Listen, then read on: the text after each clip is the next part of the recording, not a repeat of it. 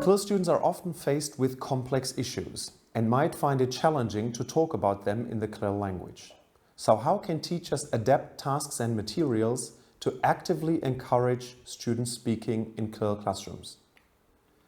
We at ADiBE recommend the following 6 ways to promote oral interaction in CLIL lessons. First, ensure that students see the relevance of the topic to their own lives. If it is authentic and meaningful to them, they will probably have more to say and be more willing to participate in classroom interaction.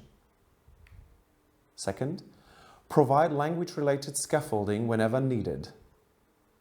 Students should be offered language support, for example, useful phrases.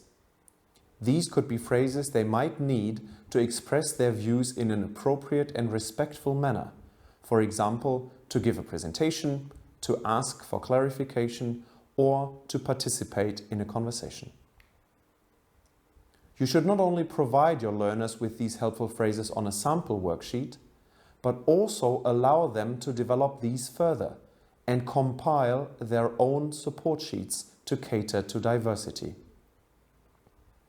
To foster learner autonomy, teach them strategies and techniques that help them to become more self-reliant and to independently find information or assistance as their language competence grows. Third, speaking strategies. When students have strategic knowledge to fall back on, they might find it easier to react spontaneously in the CLIL language, become more fluent, and feel a sense of agency.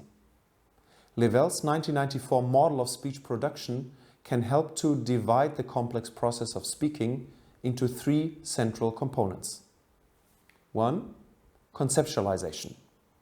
Ideas and pre-verbal messages are generated and maybe even written down as the basis of speech production. 2.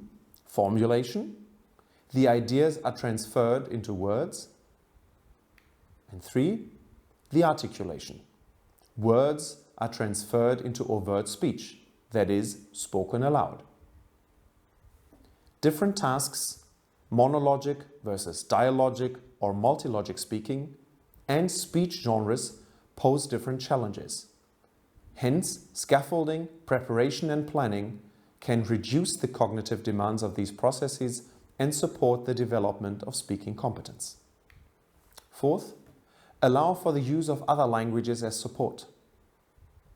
Encourage your learners to move between any language they are familiar with and the CLIL target language to negotiate meaning, especially while they are working with challenging issues. Fifth, provide transparency. Learners should be aware of the design and goals of speaking tasks. Both academic and non-academic genres of spoken texts tend to follow certain conventions, and students should be taught to observe them.